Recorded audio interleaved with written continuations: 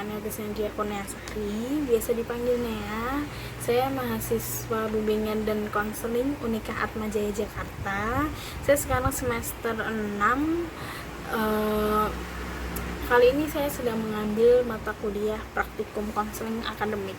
Nah, di mata kuliah kali ini saya membahas mengenai beberapa masalah akademik yang biasanya dialami oleh siswa di sekolah. Nah, kali ini saya akan membahas salah satu permasalahan akademik dan akan diintegrasikan dengan pendekatan konseling. Salah satu pendekatan konseling yaitu REBT. Nah, penasaran nggak kira-kira permasalahan apa yang akan bisa dikaitkan dengan REBT? Nah, sebenarnya salah satu permasalahan yang akan saya angkat yaitu mengenai learn helplessness. Kira-kira teman-teman ada yang tahu nggak apa itu learn helplessness? Atau baru dengar kali ini learn helplessness? Nah, jadi learn helplessness ini salah satu permasalahan yang biasa dihadapi oleh siswa di sekolah tanpa kita sadar bahwa seseorang yang mengalami learn helplessness itu akan mengalami gangguan juga dalam belajar. Nah, kira-kira apa sih itu learn helplessness? Yuk kita bahas. Nah, learn helplessness itu kan merupakan perasaan kurang mampu yang membimbing individu pada sikap menyerah atau putus asa dan mengarahkan pada atribut diri yang kuat bahwa individu tersebut tidak memiliki kemampuan. Kok bisa ya? Jadi learn helplessness itu muncul karena dorongan dari dalam diri, perasaan bahwa individu itu kurang mampu dan akhirnya membuat individu itu menjadi punya sikap pantang menyerah, terus putus asa, merasa selalu gagal. Nah, nanti akan mendorong individu itu merasa bahwa ya nggak mempunyai kemampuan apapun kayak gitu. Nah, biasanya apa sih yang salah satu pemicu kenapa learn helplessness itu dialami oleh siswa? Nah, jadi karena adanya pengalaman kegagalan yang dialami siswa dan perasaan serta motivasi yang rendah untuk bangkit kembali, enggan untuk melakukan sesuatu karena mereka akan berpikir bahwa segala usaha yang pernah dilakukannya adalah sesuatu yang sia-sia. Nah, kalian kira-kira dari pengertian tadi, kira-kira kalian pernah nggak sih mengalami learn helplessness ketika kalian sekolah nih, atau ketika kalian ya baru menyadari bahwa gue pernah nih kelihatannya ngalamin learn helplessness? Contoh konkret, saya akan memberikan salah satu contoh konkret pengalaman ketika saya mengalami ketidakberdayaan. Jadi dulu ini kejadiannya muncul ketika SMP saya masuk di kelas unggulan, kelas bilingual 2 bahasa Inggris dan bahasa Indonesia. Pengantar wajibnya adalah bahasa Inggris. Nah, ketika itu saya mencoba untuk bangga karena ya siapa sih yang nggak bangga masuk kelas bilingual gitu kan. Nah, akhirnya saya mencoba untuk menikmati alurnya ketika saya belajar 2 bahasa. Ngerti nggak ngerti, saya harus ngerti gitu kan. Nah, akhirnya di situ saya mencoba untuk kayak yaudah, setiap saya nggak ngerti saya akan garis sih, selalu saya coba untuk cari di kamus apa ini artinya gitu. Nah, banyak pelajaran yang menggunakan pengantar bahasa Inggris, contohnya kayak biologi, kimia, fisika, terus tentunya bahasa Inggris, terus itu sih mata pelajaran pokok. Nah, waktu itu dari SD sebenarnya tuh saya suka banget dengan mata pelajaran matematika. Nah, ketika itu karena matematika saya ujian harus 2 bahasa, yang pertama bahasa Inggris dan bahasa Indonesia, belajarnya harus ekstra 2 kali, kayak gitu. saya sebagai siswa yang ya oke gitu kan, saya harus menikmati dan saya harus belajar. Saya belajar mati-matian untuk belajar matematika. Saya mencoba untuk mengartikan satu persatu, lalu saya belajar untuk mencoba mengerti rumus. Saya nggak mencoba menghafal rumus, tapi saya mencoba untuk mencari solusi ketika kayak gini soalnya, kalau ketika saya menghadapi soal seperti ini saya harus menjawab dengan seperti ini. Nah, ujian pertama saya melewatinya dengan baik. Saya merasa saya bisa melewatinya dengan baik karena saya sudah belajar dengan baik. Tentunya saya yakin hasilnya akan baik. Namun kenyataannya ya di bawah KKM nilai saya. Di situ saya langsung kayak wah, campur aduk gitu kan, gila gitu kan, udah belajar tapi ternyata nilaiku tetap di bawah KKM gitu kan. Ya udah, akhirnya kayak saya mencoba untuk menguatkan diri saya. Ya udah, nggak apa-apa, tenang, masih ada kesempatan yang lain, belajar. Nah, akhirnya untuk kesempatan yang kedua saya belajar, saya ngerjain ujian, hasilnya juga sama di bawah KKM. Akhirnya kesempatan ketiga saya nggak belajar karena saya ngerasa kayak saya sebenarnya tuh mampu gitu, saya sebenarnya tuh tahu gitu, toh saya juga bosen gitu kan, rumusnya tuh kayak gini dan cara penyelesaian kayak gini, kenapa kok nilaiku jelek gitu kan, kasihan gitu kan. Akhirnya udah, aku nggak belajar, aku main, aku begini. Nah, pas ngerjain ujian sama soalnya seperti kemarin, dan saya menjawab seperti kemarin juga karena saya belum tahu salahnya di mana. Dan akhirnya ya udah, ujian selesai, hasil dibagikan, dan ternyata nilai saya sama aja. Sejak itu saya punya pemikiran bahwa ya lu belajar nggak belajar pun nilai tetap segitu kan, gitu kan. Gue udah belajar mati-matian pun kemarin dapatnya di bawah KKM. Setelah gue nggak belajar pun sama aja nilai di bawah KKM gitu. Ya buat apa aku belajar gitu. Nah, itu dia salah satu contoh pemicu kenapa siswa bisa mengalami learn helplessness. Dia mengalami ketidakberdayaan. Saya mengalami ketidakberdayaan ketika saya sudah belajar tapi saya mendapatkan nilai jelek. Ketika saya nggak belajar pun saya juga mendapatkan nilai jelek gitu. Jadi ya udah gitu kan, mau aku belajar semaksimal mungkin ya saya akan tetap dapat nilai segitu gitu kan. Nah, itu salah satu contohnya. Jadi kenapa siswa bisa mengalami learn helplessness. Nah, selanjutnya saya akan membahas mengenai karakteristik individu yang mengalami learn helplessness. Nah, kira-kira apa sih karakteristik kenapa individu dapat mengalami learn helplessness? Nah, ini ada 3 karakteristik kenapa individu mengalami learn helplessness. Jadi yang pertama itu hilangnya kesediaan untuk bertahan dalam menghadapi hal yang secara realistis dapat dikuasai. Nah, sebenarnya setiap individu punya kemampuan untuk secara realistis untuk menghadapi suatu permasalahan, dan dia mampu bertahan untuk menyelesaikan permasalahan tersebut. Tapi karena individu tadi udah dikuasai oleh perasaan yang kurang mampu, perasaan menyerah dan putus asa, jadi individu merasa kayak ya nggak mau mencoba gitu. Nah, individu itu juga memiliki kebiasaan ketika dia sudah mengalami permasalahan tersebut, dia tidak mau untuk mencoba. Nah, sebagai efek dari kegagalan beruntun yang dialami sebelumnya. Jadi perilaku mencoba tuh dianggap perilaku yang membuang waktu karena mereka meyakini bahwa mereka tidak akan berhasil juga. Jadi ya udah, kalau gue gagal, gue mau coba up gimana lagi tetap gagal gitu. Kayak misalnya nih, kita ikut mau daftar PTN. Setelah lulus SMA, aku pengen sekolah di perguruan tinggi negeri. Salah satu cara untuk masuk ke perguruan tinggi negeri kan, yang pertama ikut SNMPTN, yang kedua SBMPTN, yang ketiga ujian mandiri. Ketika kita mencoba untuk mendaftar SNMPTN, ternyata kita gagal. Lalu masih ada kesempatan kedua, SBMPTN. Nah, ketika udah coba SBMPTN ternyata gagal.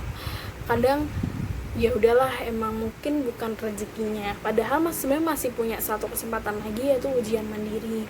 Tapi karena mereka menganggap ya sama aja, SNM aja udah ditolak, apalagi SBM juga ditolak, mesti juga ujian mandiri juga pasti ditolak gitu. Akhirnya ya udah, dia udah kehilangan kesediaan untuk kayak ya gue harus bertahan, gue harus mencoba untuk daftar lagi gitu. Tapi ternyata kayak dalam dorongan dalam dirinya kayak pasti gagal, ya udahlah nggak usah dicoba gitu. Nah akhirnya itu muncul, padahal dia punya kesempatan untuk mencoba lagi, tapi dia melewatkan kesempatan itu, seperti itu. Nah yang kedua, karakteristiknya adalah cenderung lebih menghindari kegagalan daripada berusaha mencari ilmu pengetahuan. Nah, saat dihadapkan pada soal-soal, siswa yang mengalami learn helplessness cenderung memilih soal yang lebih mudah karena perasaan tak berdayanya daripada memilih soal yang sulit yang sebenarnya dapat membawa pengetahuan yang baru. Nah, siswa yang mengalami learn helplessness di karakteristik yang kedua ini, dia kayak ya udah cari aman aja. Misalnya ketika membuat presentasi. Nah, ketika untuk membuat presentasi pasti kita untuk mencari bahan dong.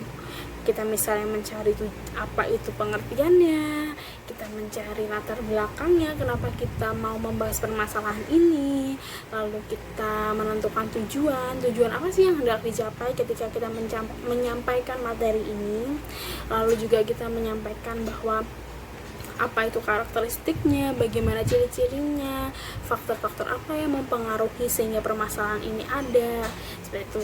Nah, sebenarnya ketika kita mengerjakan sesuatu seperti itu, tentunya kita akan mengetahui sesuatu yang baru. Oh, ternyata permasalahan ini bisa didorong oleh faktor-faktor ini nih. Ternyata karakteristik permasalahan adalah seperti ini. Pasti kita mempunyai insight baru dan kita mempunyai pengetahuan baru. Tapi ketika siswa yang mengalami learn helplessness ini, mereka akan sadar bahwa ya aku nggak mampu untuk cari materi ini gitu, padahal mereka belum mencoba nih. Terus akhirnya dia bilang kayak ya udahlah, aku cari yang ini aja deh, aku bikin PPT-nya aja, kalian yang cari materinya gitu. Nah, itu merupakan salah satu contoh menghindari kegagalan daripada mencari ilmu pengetahuan. Sebenarnya kerja seperti itu lebih enak ketika kita mencari materi karena kita bisa menguasai bahan tersebut. Tapi karena dia punya pemikiran bahwa ya nanti daripada gue cari kayak gitu kan susah tuh, harus mikir, ntar belum kalau misalnya nggak sesuai harus ganti lagi. Nah, terus akhirnya dia kayak memutuskan untuk ya udahlah aku cari yang gampang gitu, aku bikin PPT-nya atau nanti aku bikin makalahnya, nanti kalian yang ketikin, nanti aku yang gabungin dan rapiin. Itu contohnya, contoh real.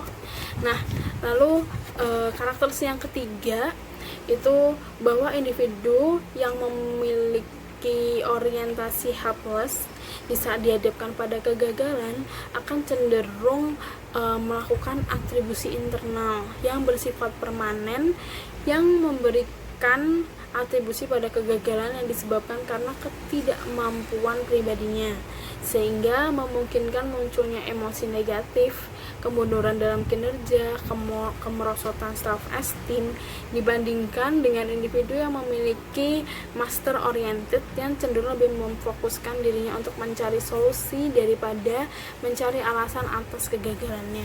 Jadi ketika individu yang mengalami learn helplessness, dia akan lebih menghindari permasalahan tersebut daripada dia menyelesaikan permasalahan tersebut. Misalnya kayak dia nggak bisa mengerjakan PR, misalnya dia nggak bisa ngerjain PR matematika, dia akan cenderung lebih kayak ya udahlah gue nggak usah ngerjain, atau aku nggak masuk aja gitu, karena dia nggak masuk sekolah karena dia nggak ngerjain PR matematika. Orang normalnya ketika dia tidak bisa mengerjakan sesuatu pasti dia akan minta tolong dan bertanya. Tapi siswa yang mempunyai karakteristik yang ketiga dari learn helplessness ini akan cenderung menghindar. Jadi dia menghindar dengan karena dia tidak mengerjakan PR, dia menghindarnya adalah dengan ya udah nggak masuk kelas gitu, takut dimarahin, takut nanti kalau misalnya dia ngerjain salah dimarahin juga, udah Jadi serba salah sebenarnya. Mereka dia merasa bahwa nanti kalau aku masuk nggak bisa ngerjain, aku dimarahin. Terus aku masuk tapi aku nggak ngerjain, aku dimarahin juga, jadi buat apa aku masuk, kayak gitu. Jadi dia lebih cenderung menghindar. Nah, selanjutnya kita akan bahas faktor apa aja sih yang bisa mempengaruhi learn helplessness. Nah, menurut Barber 1985 bahwa hal yang terutama terjadinya learn helplessness adalah kondisi bahwa individu merasa tidak mampu mengontrol atas hasil dari efek perilakunya. Nah, di sini individu akan cenderung seperti di karakteristik dia menyelesaikan permasalahan atau dia lari dari permasalahan. Jadi ketika kegagalan yang sangat signifikan berubah hidupnya, atau misalnya kegagalan itu berpengaruh sangat terhadap hidupnya selanjutnya, dia akan fokus pada ketidakberdayaan itu. Jadi dia akan merasa bahwa ya emang segini sih kemampuanku, nggak bisa lebih lagi gitu. Jadi ya udah gitu, aku ya merasa gagal gitu. Itu yang faktor pertama. Lalu yang kedua itu menurut Peterson dan Seligman 1984 bahwa bagaimana individu menginterpretasikan suatu kejadian akan mendorong terjadi learn helplessness atau tidak. Nah, individu yang memiliki gaya explanatory negatif akan cenderung melihat kejadian negatif sebagai hal permanen. Misalnya, kondisi ini akan terjadi selama-lamanya. Personal atau individu, misalnya aku memang bodoh, contohnya nanti, dan bersifat persuasif, misalnya aku memang tidak bisa apa-apa, akan cenderung mengalami learn helplessness. Jadi ketika dia tadi mengalami kegagalan, lalu ketika dia ya aku merasa gagal terus itu, kayak tadi misalnya contoh aku, kayak aku nggak bisa belajar, aku nggak bisa mengerjakan ujian, dan sampai kapanpun ya aku belajar dan nggak belajar, nilaiku akan tetap di bawah KKM. Jadi dia akan menginterpretasikan bahwa dirinya atau menilai dirinya bahwa ya aku nggak bisa di matematika, sampai kapanpun aku mau belajar bagaimanapun aku nggak akan bisa mengerjakan tugas matematika lagi. Itu. Nah, lalu ada faktor ketiga, itu menurut Cullen dan Boersma 1982 mengemukakan bahwa learn helplessness dipengaruhi oleh tindakan orang tua atau guru terhadap siswa. Nah, orang tua berulang kali menyampaikan pada anak bahwa kegagalan disebabkan oleh ketidakmampuannya, bukan karena berusaha untuk mencapai yang lebih baik, akan cenderung menimbulkan perasaan learn helplessness pada anak. Jadi peran orang tua untuk anak tuh sangat penting, apalagi ketika anak mengalami kegagalan atau anak mendapatkan nilai jelek ketika belajar. Sebenarnya itu hal yang lumrah, tapi kadang orang ngejudge bahwa ya emang anak ini nggak mampu gitu, karena udah beberapa kali dia dapat nilai jelek, terus ya dia merasa orang akan menilai bahwa ya emang anak ini nggak mampu di sini gitu. Padahal kadang ada beberapa faktor lain yang menyebabkan anak mengalami nilai yang jelek di sekolah. Misalnya terlalu fokus belajar sehingga dia kurang tidur, sehingga emosi atau pikirannya kurang terkontrol ketika besoknya dia harus menghadapi ulangan, sehingga ya nilainya akan jelek karena dia ngerasa kayak ngeblank, aduh apa ya aku belajar kemarin ya, karena dia posisinya juga ngantuk. Atau kadang dia belum mengerti mengenai mata pelajaran tersebut.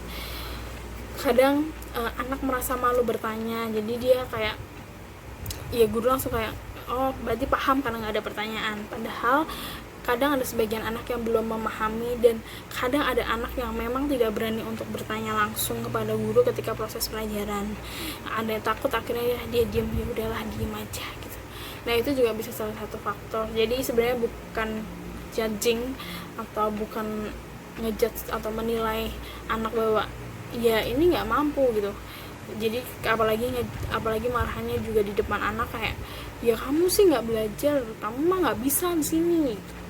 Jadi kayak anak akan menimbulkan proses interpretasi atau mengidentifikasi dirinya sendiri. Anak akan mencoba untuk menilai bahwa oke, gitu, mama udah bilang aku memang bodoh, papa udah bilang aku memang bodoh, guru juga bilang memang aku tidak mampu, gitu.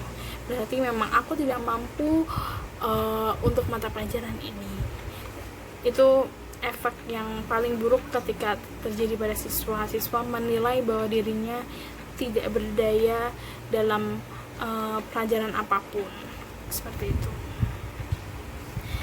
Nah, selanjutnya kali ini saya akan membahas mengenai, tadi kan saya bilang akan mengintegrasikan dengan salah satu pendekatan konseling, yaitu REBT. REBT kan merupakan kepanjangan dari Rational Emotive Behavior Therapy. Nah, tapi sebelumnya sudah paham kan apa itu learned helplessness? Jadi kesimpulannya, learned helplessness itu adalah perasaan ketidakberdayaan pada siswa yang disebabkan oleh kegagalan. Nah, banyak terjadi di dunia pendidikan bahwa siswa yang tadi memiliki beberapa karakteristik atau dipengaruhi beberapa faktor cenderung lebih ya aku memang nggak berdaya gitu. Jadi kayak ya aku mau nyoba kayak gini pun orang akan menilai aku bahwa aku nggak mampu. Terus aku belajar bagaimanapun kayak ya aku nggak mampu, seperti itu. Nah, kali ini saya menghubungkan dengan REBT, Rational Emotive Behavior Therapy, dengan tujuan untuk mengurangi irrational belief yang dialami oleh siswa. Nah, Rational Emotive Behavior Therapy itu memandang individu sebagai manusia memiliki potensi untuk berpikir rasional dan irasional. Itu salah satu asumsi dasar dari REBT, salah satu pendekatan di counseling. Nah, saya akan membahas mengenai patologi. Jadi patologi dari siswa yang mengalami learned helplessness ini biasanya mengembangkan cara berpikir irasional atau berpikir bahwa dia akan selalu gagal dan tidak bisa keluar dari salah satu permasalahan yang sedang dialami oleh dirinya, kayak gitu. Lalu ada tujuan konseling dari REBT, itu membantu individu untuk menyadari bahwa mereka dapat hidup lebih rasional dan lebih produktif. Secara lebih gamblang, Rational Emotive Behavior Therapy ini mengajarkan individu untuk mengoreksi kesalahan berpikir untuk mereduksi emosi yang tidak diharapkan. Jadi seperti yang disampaikan tadi, bahwa asumsi dasar dari pendekatan REBT adalah mengurangi irrational belief yang dialami oleh konseling. Nah, Rational Emotive Behavior Therapy ini tuh memandang bahwa manusia itu memiliki potensi untuk berpikir rasional dan irasional. Jadi ketika patologi atau permasalahan yang dihadapi siswa adalah berpikir irasional, tujuan dari konseling ini adalah membantu untuk mendispute atau menyerang pemikiran irasionalnya sehingga bisa berpikir secara rasional dan lebih produktif lagi, seperti itu. Lalu ada strategi konselor seperti apa yang akan digunakan untuk membantu konseli dalam keluar dari permasalahan. Nah, sebenarnya strategi konselor ada menggunakan strategi ABCDE. A itu antecedent event, lalu yang B itu belief-nya, C-nya itu ada consequence, dan D-nya itu ada dispute, dan E-nya adalah effect. Nah, konseling nanti akan akan mengaktifkan antecedent eventnya atau kejadian yang pernah dialaminya, lalu beliefnya, keyakinan apa yang diyakini oleh konseli, sehingga konseli dapat berpikir bahwa tidak bisa keluar dari permasalahan itu. Lalu C-nya, konsekuensinya apa yang akan terjadi ketika permasalahan itu muncul.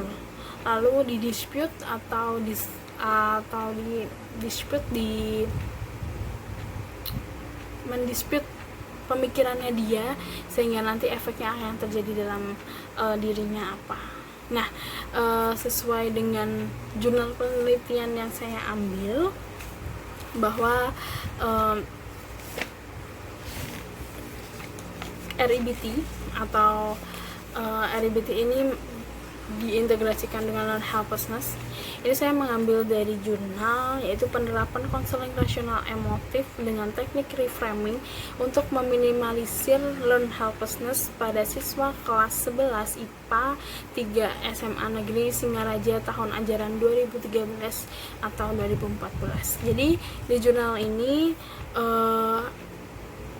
penelitian ini meneliti di SMA Negeri 3 Singaraja untuk di kelas 11 IPA 3. Jadi berdasarkan hasil observasi selama melaksanakan kegiatan intensif di SMA Negeri 3 Singaraja dalam waktu kurang lebih 5 bulan, dan ini dilakukan dengan wawancara wali kelas, guru bidang studi, dan guru BK.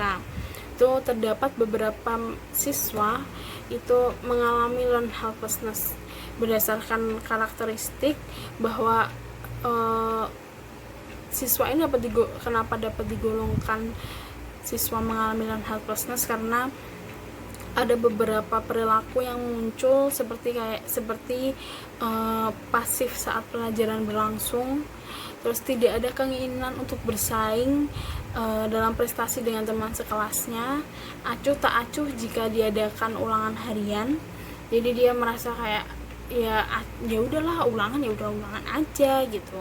Terus jarang mencatat materi pelajaran yang diterangkan oleh guru, lalu belum mampu berpikir positif tentang kemampuan dan kedudukan di kelas, tidak dapat bangkit dari kekecewaan yang dialami, lalu sulit memahami penjelasan yang diberikan guru dalam waktu yang relatif singkat, lalu kurang mandiri dalam menyelesaikan masalah yang dialami, kurang ceria dan pesimis saat di kelas, lalu rasa rendah diri, dan tidak ada keantusiasan untuk bertanya dan menjawab.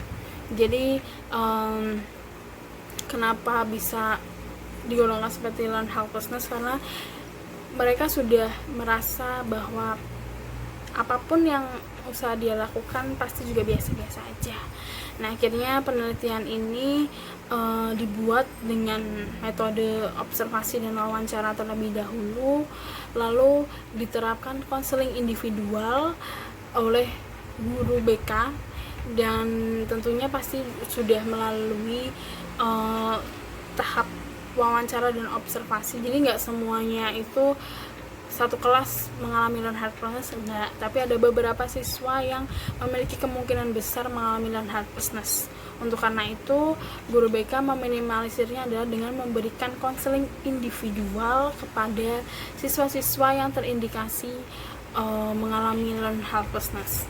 Nah, konseling individual ini menggunakan pendekatan konseling rasional emotif behavior therapy dan menggunakan teknik reframing atau pembuatan frame ulang terhadap siswa. Jadi reframing ini diberlakukan kepada siswa, namun difokuskan kepada siswa-siswa yang mengalami learned helplessness, yang dalam pelaksanaannya akan dilakukan bentuk individual. Penggunaan teknik reframing ini dimaksudkan agar siswa mampu memandang mata pelajaran yang diajarkan sebagai mata pelajaran tidak menakutkan. Jadi melalui konseling individual diketahui bahwa ada beberapa siswa yang menganggap bahwa mata pelajaran tersebut susah dan ya nggak bisa dia ikutin, sehingga dia di pelajaran pun juga merasa acuh tak acuh, terus selalu juga pasif, nggak ada minat untuk bersaing kepada teman sekelasnya, seperti itu. Nah, guru ingin si konselor ingin mengubah si konselor ini, membantu konselor untuk berpikir bahwa mata pelajaran tersebut tidak menakutkan tapi justru menyenangkan. Lalu meskipun mata pelajaran tersebut tuh memerlukan sedikit usaha untuk dapat memahami dan memperoleh maksimal. Nah, penggunaan teknik reframing juga efektif untuk meminimalkan pandangan yang mengalahkan diri atau merusak diri dan memperoleh filsafat hidup yang realistik sehingga masalah dan helplessness dapat diminimalisir. Jadi menurut jurnal ini efektif sekali menggunakan teknik teknik reframing di pendekatan rasional emotif behavior terapi ini dengan konseling individual, karena mampu mengubah perspektif dari si siswa ini sehingga dia punya frame pulang bahwa mata pelajaran tersebut itu nggak susah gitu, tapi memang menyenangkan, tapi harus ada effort atau harus lebih ada usaha lebih memang untuk mendapatkan nilai yang baik seperti itu. Nah, kira-kira dari pembahasan saya tadi dari learn helplessness, lalu saya hubungkan dengan teknik pendekatan konseling REBT, apakah sudah paham? Saya harap teman-teman sudah paham, dan saya berharap semoga apa yang saya sampaikan melalui video ini dapat membuat atau menjadikan informasi baru, pengetahuan baru terhadap teman-teman bahwa ada salah satu keprihatinan di dunia pendidikan tentang permasalahan dan helplessness yang kadang kurang kita perhatikan dan kadang kurang kita ketahui bahwa ada dampak dan ada efek tersendiri ketika kita mengacuhkan dari permasalahan tersebut. Kadang orang awam tidak tahu bahwa sebenarnya anak gagal ketika melakukan sesuatu bukan karena keinginan dirinya sendiri, tapi ada beberapa faktor yang mempengaruhi bahwa kegagalan itu disebabkan oleh beberapa faktor tersebut. Anak mana sih yang pengen gagal? Siswa mana yang ingin gak sukses gitu. Tapi kadang ada beberapa faktor yang kadang menjatuhkan dirinya dan kadang merasa bahwa dia gak nyaman karena terlebih dahulu lingkungan menjudge dia bahwa memang dia tidak memiliki kemampuan. Tapi pada dasarnya setiap individu memiliki kemampuan, tapi terkadang karena terpapar oleh beberapa masalah dan pengalaman yang tidak mengenakan menjadikan individu tersebut merasa bahwa dirinya selalu gagal dan tidak bisa menjadi apa-apa. So, terima kasih sudah menyaksikan. Sekali lagi semoga video ini dapat bermanfaat dan menjadikan pengetahuan baru untuk teman-teman. Oke, see you, bye bye, terima kasih.